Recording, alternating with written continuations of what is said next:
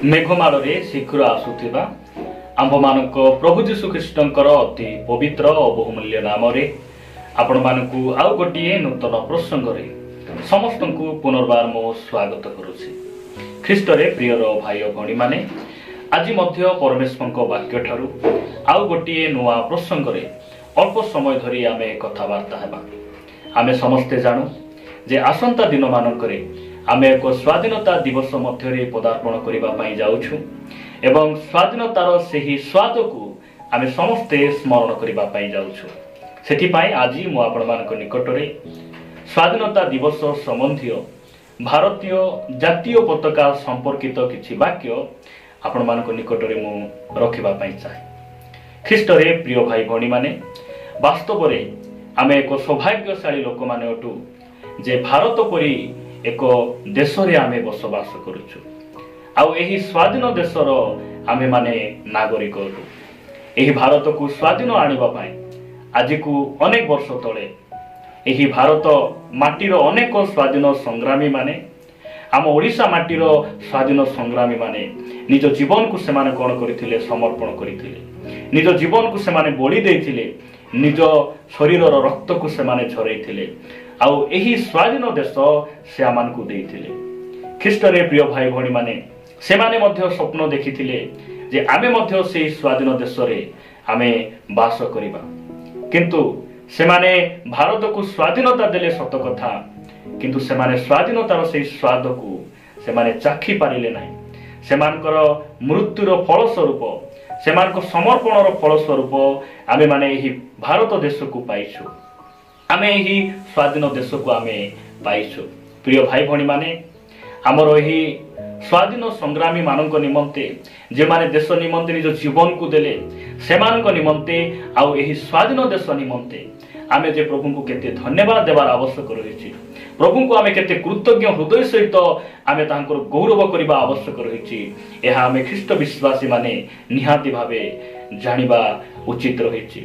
प्रिय भाई भणी माने एही भारतीय जातीय पताका एहा संकेत दिए आउ से सत्यता को प्रकाश करे जे भारत एक स्वाधीन देश अटे। आउ भारत स्वाधीन हेबा पछरे अनेकंकर प्राण हानि हेछि। एही सत्यता को भारतीय जातीय पताका परिप्रकाश करे। आउ भारतीय जातीय पताका भारतीय नागरिक मानकर स्वाभिमान अटे आउ भारतर परिचय अटे। ख्रीष्ट रे प्रिय भाई भणी माने आज मु आपण मानक निकट में आ गोटे छोट प्रसंग रे प्रभु को वाक्यटी रखिबा पई चाहे। आजिर प्रसंगर शीर्षक हला परमेश्वर देइथिबा पताका। ईश्वर दत्त पताका कोन अटे? एही प्रसंग रे आमे प्रभु को वाक्य ध्यान करिबा। परमेश्वर आम मानक देइथिबा पताका कोन अटे? एही प्रसंग रे प्रभु को वाक्य ध्यान करिबा। एही प्रसंगटी मु काहीकि नेबा पई बांछा कली आपण माने वाक्य पढ़िला परे निश्चित भाव में जानि परिबे। आसंतु आमे गोटे वाक्य पढ़ू पढ़ू आगो को बढ़िबा। मो सहित आपण माने 60 गीत को आसीबे। गीत संगीता 60 पर्व तार 4 पद मु आपण मानक निमंते पढ़िबा पई चाहे। एठारे प्रकार लेखा जाय सत्यता पक्षरे प्रकाश करिबा निमंते तुम्भे आपणा भयकारी मानकु एक पताका देइअछ। देखंतु गीत रचक स्थान लेखंती जे सत्यता पक्षरे प्रकाश करिबा पाई से कोन करिसंती ताहांकर भयकारी मानकु से गोटे पताका देइछंती। आ तांकर से सत्यता को प्रकाश करिबा पाई परमेश्वर तांकर भयकारी मानकु अर्थात आपण मानकु मते ख्रीष्ट विश्वासी जे आबे माने से हमकु कोन देइछंती म आपण मानकु 5टी विषय कहिबा पाई चाहे। सत्यता पक्षरे प्रकाश करिबा पाई तांकर सत्यता को प्रतिपाद करिबा पाई प्रमाणित करिबा पाई परमेश्वर आम मानकु कोन देइ अछंती। मु आपण मानकु निकट रे संक्षेप रे प्रभु को वाक्य रखिबा पाई चाहे। मो सहित आपण माने लूक लिखित सुसमाचार को आसीबे। लूक लिखित सुसमाचार 22 अध्याय 56 और 57 पद आपण मानकु निकट रे मु पढिबा पाई चाहे। लूक लिखित सुसमाचार 22 अध्याय 56 आउ 57 पदरे प्रकार लिखा जाए जड़े दासी तांकु निया पाखरे बसिथिबा देखि तांकु एक दृष्टि रे चाहि कहिला ए लोकटा मध्य ତା ସାଙ୍ଗରେ ଥିଲା। 57 ପଦ, କିନ୍ତୁ ସେ ଅସ୍ୱୀକାର କରି କହିଲେ, ହେ ନାରୀ, ମୁଁ ତାହାକୁ ଜାଣେ ନାହିଁ। ଏହି କଥା ଯେତେବେଳେ ପ୍ରଭୁ ଯୀଶୁଖ୍ରୀଷ୍ଟଙ୍କୁ ଶତ୍ରୁମାନେ ଧରିଲେ କ୍ରୁଶରେ ଚଢ଼ାଇବା ପାଇଁ, ସେହି ସମୟରେ ଜଣେ ଦାସୀ ପିତରଙ୍କୁ ପଚାରୁଛନ୍ତି ଯେ ତୁମେ ମଧ୍ୟ ତାହାଙ୍କ ସହିତ ଥିଲ। କିନ୍ତୁ ପିତର ସତ କହିପାରୁନାହାନ୍ତି, ସତ୍ୟତାକୁ ସେ ପ୍ରକାଶ କରିପାରୁନାହାନ୍ତି। ସେ ଯୀଶୁଙ୍କୁ ଅସ୍ୱୀକାର କରି କହୁଛନ୍ତି, ମୁଁ ଯୀଶୁଙ୍କ ପାଖରେ ନଥିଲି, ମୁଁ ତାହାଙ୍କୁ ଜାଣେ ନାହିଁ। ଏହି କଥା ସେ କହୁଛନ୍ତି। ସେ ସତ୍ୟତାକୁ ପ୍ରକାଶ କରିପାରୁନାହାନ୍ତି। କିନ୍ତୁ ସତ୍ୟତାକୁ ପ୍ରକାଶ କରିବା ପାଇଁ ପରମେଶ୍ୱର ଆମମାନଙ୍କୁ କ'ଣ ଦେଇଅଛନ୍ତି?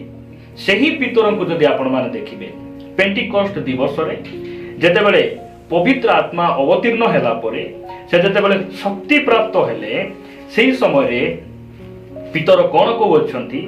ଯଦି ଆପଣମାନେ ପ୍ରେରିତ ପୁସ୍ତକ 2 ଅଧ୍ୟାୟକୁ ଆସିବେ, ପ୍ରେରିତ ପୁସ୍ତକ ଯଦି ଆପଣମାନେ ସେହି 2 ଅଧ୍ୟାୟ 23 ଆଉ 24 ପଦ ଯଦି ଆମେ ପଢ଼ିବା, ଏଠାରେ ପ୍ରକାର ଲେଖାଯାଉଛି ଯେ ସେହି ବ୍ୟକ୍ତି ଈଶ୍ୱରଙ୍କ ନିରୂପିତ ସଂକଳ୍ପ ଓ ପୂର୍ବାଜ୍ଞାନୁସାରେ ସମର୍ପିତ ହୁଅନ୍ତେ, ଆପଣମାନେ ତାହାଙ୍କୁ ଅଧାର୍ମିକମାନଙ୍କ ହସ୍ତ ଦ୍ୱାରା କୃଷାର୍ପଣ କରି ବଦ୍ଧ କରିଥିଲେ। କିନ୍ତୁ ଈଶ୍ୱର ମୃତ୍ୟୁର ବନ୍ଧନ ମୁକ୍ତ କରି ତାହାଙ୍କୁ ଉଠାଇ ଅଛନ୍ତି, କାରଣ ସେ ଯେ ମୃତ୍ୟୁ ଦ୍ୱାରା ଆବଦ୍ଧ ରହିବେ ତାହା ଅସମ୍ଭବ। ପ୍ରଭୁଙ୍କ ନାମର ଗୌରବ ହଉ।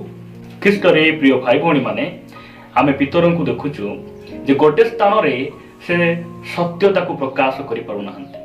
କିନ୍ତୁ ଯେଉଁ ପିତର ଦିନେ ଡରିକିନା ଥିଲେ, ଭୟରେ ଥିଲେ, ସେହି ପିତର ସମୟ ଆସୁଛି ସେ ସତ୍ୟତାକୁ ପ୍ରକାଶ କରୁଛନ୍ତି। ସେହି ଲୋକମାନଙ୍କୁ ସେ କହୁଛନ୍ତି, ଆପଣମାନେ ଯୀଶୁଙ୍କୁ ବଦ୍ଧ କଲେ, ଆପଣମାନେ ତାହାଙ୍କୁ ଅଧାର୍ମିକ ମାନଙ୍କ ହସ୍ତରେ ସମର୍ପଣ କଲେ, ଆପଣମାନେ ଯୀଶୁଙ୍କୁ କୁଶାର୍ପଣ କରିଅଛନ୍ତି। ଏହି କଥା ପିତର କହୁଛନ୍ତି। କାହିଁକି କହୁଅଛନ୍ତି? ନା, ସେ ପବିତ୍ର ଆତ୍ମାଙ୍କର ଶକ୍ତିକୁ ପାଇଲା ପରେ। ପବିତ୍ର ଆତ୍ମା ପରମେଶ୍ୱର ଆମମାନଙ୍କୁ ଦେଇଛନ୍ତି।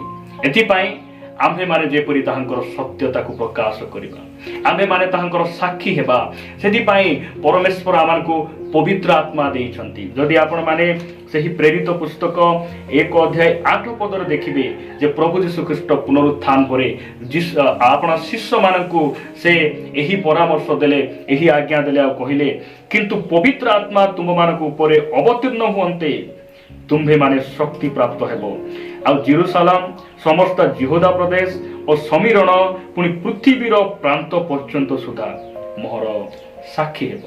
ଖ୍ରୀଷ୍ଟରେ ପ୍ରିୟ ଭାଇ ଭଉଣୀମାନେ, ଆମକୁ ଅନେକ ବାଇବଲ ଜ୍ଞାନ ଥାଇପାରେ, ଆମେ ହେଇଥିବ ଖ୍ରୀଷ୍ଟିଆନ ପରିବାରରେ ଆମେ ଜନ୍ମଗ୍ରହଣ କରିଛୁ, ଆମେ ଉଚ୍ଚ ଶିକ୍ଷିତ ହେଇପାରୁ, କିନ୍ତୁ ଏହି ସବୁ ବିଷୟ ଈଶ୍ୱରଙ୍କ ସାକ୍ଷୀ ହେବା ପାଇଁ, ପରମେଶ୍ୱରଙ୍କ ସତ୍ୟତାକୁ ପ୍ରକାଶ କରିବା ପାଇଁ ଆମକୁ ସାହାଯ୍ୟ କରିପାରିବ ନାହିଁ, ଆମକୁ ବଳ ଦେଇପାରିବ ନାହିଁ। କିନ୍ତୁ ପବିତ୍ର ଆତ୍ମାଙ୍କର ଶକ୍ତିରେ ଯେତେବେଳେ ଆମେ ପରିପୂର୍ଣ୍ଣ ହେଇଯିବା, ଆମେ ତାହାଙ୍କର ସତ୍ୟତାକୁ ପ୍ରକାଶ କରିପାରିବା, ସତ୍ୟ ସପକ୍ଷରେ ଆମେ ସାକ୍ଷ୍ୟ ଦେଇପାରିବା, ଈଶ୍ୱରଙ୍କର ସେହି ପୁନରୁତ୍ଥାନର ସାକ୍ଷୀ ହେବା ପାଇଁ ଆମେ ଠିଆ ହେଇପାରିବା। ପ୍ରିୟ ଭାଇ ଭଉଣୀମାନେ, ତାହାଙ୍କର ସତ୍ୟତାକୁ ପ୍ରକାଶ କରିବା ପାଇଁ ପରମେଶ୍ୱର ଆମକୁ କ'ଣ ଦେଇଛନ୍ତି? ତାହାଙ୍କର ପବିତ୍ର ଆତ୍ମା। ସେ ପବିତ୍ର ଆତ୍ମା ଆମକୁ ସବୁ ବିଷୟରେ ସେ ସାହାଯ୍ୟ କରିବା ପାଇଁ ସେ ସବୁବେଳେ ପ୍ରସ୍ତୁତ ଅଟନ୍ତି। ମୁଁ ଆପଣମାନଙ୍କ ନିମନ୍ତେ ଦ୍ୱିତୀୟ ବିଷୟଟି ରଖିବା ପାଇଁ ଚାହେଁ ଯେ ପରମେଶ୍ୱର ଆମକୁ ତାଙ୍କର ସତ୍ୟତା ପ୍ରକାଶ କରିବା ପାଇଁ ସେ ଆମକୁ କ'ଣ ଦେଇଅଛନ୍ତି। ଆପଣମାନେ ଯଦି ମୋ ସହିତ ପ୍ରଥମ କରନ୍ତୀୟକୁ ଆସିବେ, ପ୍ରଥମ କରନ୍ତୀୟ 15 ଅଧ୍ୟାୟ 3 ଆଉ 4 ପଦ ମୁଁ ପଢ଼ିବା ପାଇଁ ଚାହେଁ। ଏଠାରେ ପ୍ରକାର ଲେଖାଯାଏ, ସାଧୁ ପାଉଲ ସେ ପ୍ରକାର ଲେଖନ୍ତି, କାରଣ ଯେଉଁ ଯେଉଁ ଶିକ୍ଷା ମୁଁ ପାଇଥିଲି ସେଥିମଧ୍ୟରୁ ଏହି ପ୍ରଧାନ ଶିକ୍ଷା ତୁମମାନଙ୍କୁ ପ୍ରଦାନ କରିଥିଲି, ଯଥା ଖ୍ରୀଷ୍ଟ ଶାସ୍ତ୍ର ଅନୁସାରେ ଆମ୍ଭମାନଙ୍କ ପାପ ନିମନ୍ତେ ମୃତ୍ୟୁଭୋଗ କଲେ, ସମାଧି ପ୍ରାପ୍ତ ହେଲେ, ଶାସ୍ତ୍ର ଅନୁସାରେ ତୃତୀୟ ଦିବସରେ ଉତ୍ଥିତ ହେଲେ, ସେ ତୃତୀୟ ଦିନରେ ଉଠିଲେ। ପ୍ରିୟ ଭାଇ ଭଉଣୀମାନେ, ପରମେଶ୍ୱରଙ୍କର ସେହି ସତ୍ୟ ଘଟଣାକୁ ପ୍ରକାଶ କରିବା ପାଇଁ ପରମେଶ୍ୱର ଆମମାନଙ୍କୁ ଏହି ବାଇବଲ ସେ ଦେଇଛନ୍ତି। ଆଉ ଏହି ବାଇବଲ ଈଶ୍ୱରଙ୍କର ସତ୍ୟତାକୁ ପ୍ରକାଶ କରେ। केही ग्रहण करंतु न करंतु यह संपूर्ण सत्य अटे जे प्रभु यीशु ख्रीष्ट आमर पाप निमंते से मृत्यु भोग कले। यह बाइबल आमको प्रमाण दिए यीशु जे प्रभु अटंती आमे एही कथा प्रकाश करिबा पाए आमको कौनसी पोशाक आवश्यक नहीं, आमको कौनसी धर्मर चिन्ह आमको ये सब विषय परिप्रकाश करि पारे नहीं, किंतु ताहांकर से सत्यता से जे पुनरुत्थित परमेश्वर यह प्रकाश करिबा पाए से आम निमंते मृत्यु भोग कले यह प्रकाश करिबा पाए परमेश्वर आमको बाइबल देइछंती। एथिपाई बाइबल आमको देइछंती। प्रिय प्रभु को लोक माने बाइबल आमको प्रमाण दिए जे यीशु ही सत्य अटंती, यीशु ही परमेश्वर अटंती। यह प्रकाश करिबा निमंते परमेश्वर आमको कोन देइछंती बाइबल देइ अछंती। प्रभु यीशु ख्रीष्ट जहन लिखित सुसमाचार 14 अध्याय 6 पदरे कहले जे मु पथ सत्य और जीवन मो देइ न गले केही पितांको निकट को जाए नहीं। प्रिय भाई भणी माने एही कथा को आमे प्रकाश करिबा पाए बाइबल बिना आमे कहि परिबा नहीं जे बाइबल यह आमको प्रमाण दिए जे यीशु को छड़ा द्वितीय परमेश्वर केही नहांती। यीशु ही एकमात्र मार्ग अटंती जे स्वर्ग को आमे जीवा पाई आमर से रास्ता अटंती। ख्रीष्ट रे प्रिय भाई भणी माने एही कथा आमे मनरु कहू नाहु, एही कथा आमर कल्पित कहानी नुहे, एही कथा बाइबल आमको प्रकाश करे आउ केही ग्रहण करंतु न करंतु एही कथा निराट संपूर्ण सत्य अटे। आउ ए प्रकार जने सत्य परमेश्वर को पछरे आमे चालुछु आउ ताहांकर सेवा आमे करूछु, ताहांको नामर स्तुति हो। मु आपण मानको निकटरे तृतीय विषयटी रखिबा पई चाहे। मो सहित आपण माने आसीबे प्रेरित पुस्तक 4 अध्याय आपण माने प्रेरित पुस्तक पढ़िबा पूर्वरु आपण मानको मु गीत संगीता निकट को नेबा पई चाहे। गीत संगीता 35 अध्याय को आसीबे। गीत संगीता 35 अध्याय 28 पद मु आपण मानको निमंते पढ़िबा पई चाहे। एठारे प्रकार लिखा जाए पुणी मोहर जिभा दिन जाक तुम्भ धर्म गुण और तुम्भ प्रशंसार कथा कहिबो।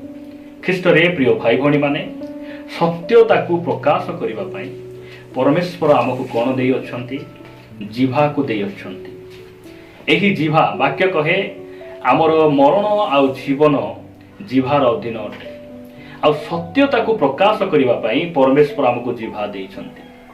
आपण नूतन नियमर प्रथम मंडली रे हननीय सफीरा विषय आपण जानिछंती जे से माने मिथ्या कहले आ मंडली सम्मुख रे से माने मृत्यु वरण कले। आज अनेक भाई भणी माने से माने ख्रीष्ट से मानकु सुस्थ कले आरोग्य कले किंतु से माने सुस्थ पाइला परे मध्य साक्षी ही पारिले नाही, से माने समाज रे ठिया ही पारिले नाही।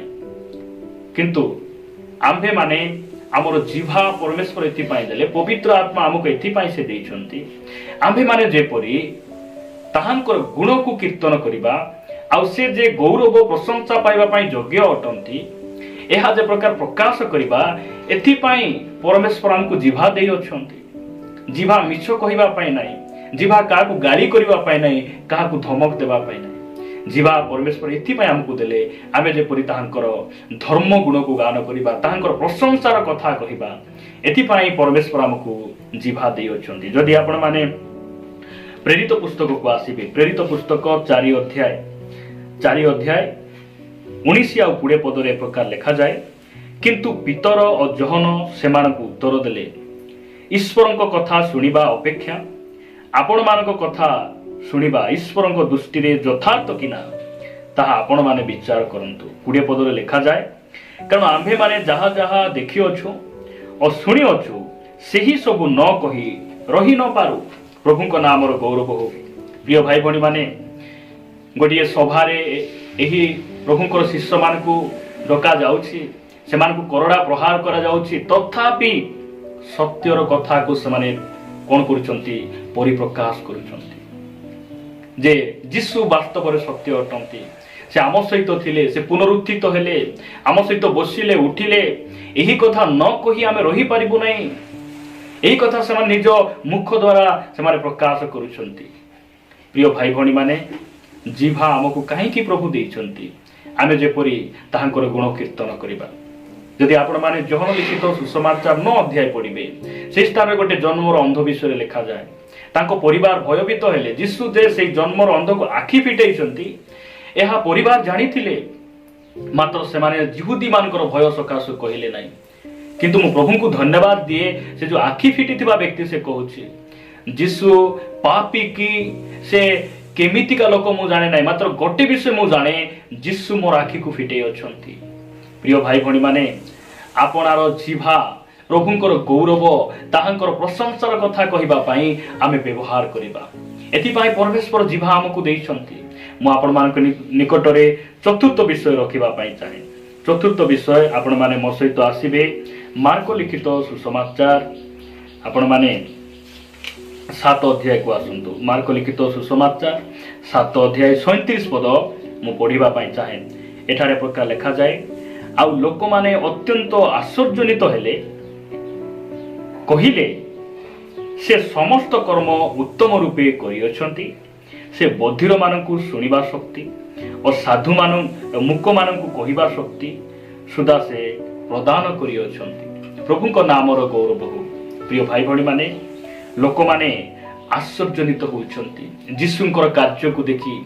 ଯୀଶୁଙ୍କର ସେ ସବୁ ସେବା କାର୍ଯ୍ୟକୁ ଦେଖି ସେମାନେ କ'ଣ ହେଉଛନ୍ତି? ଆଶ୍ଚର୍ଯ୍ୟ ହିଁ ସେମାନେ କହୁଛନ୍ତି ଯେ ସେହି ବ୍ୟକ୍ତି ସମସ୍ତ କର୍ମକୁ ସେ କ'ଣ କରିଅଛନ୍ତି? ଉତ୍ତମ ରୂପେ କରିଅଛନ୍ତି।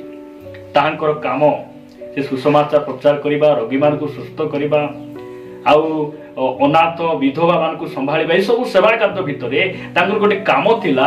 ସେ ଯେପରି ବଞ୍ଚିବେ ଆଉ ନିଜର ଭରଣ ପୋଷଣ କରି ପରିବାରକୁ ଚଳାଇ ସେ ପ୍ରକାର ସେବା କରିବେ, ସେଥିପାଇଁ ଗୋଟେ ସେ କର୍ମ କରୁଥିଲେ। ତାହା ହେଲା ବଢ଼େଇ କାମ।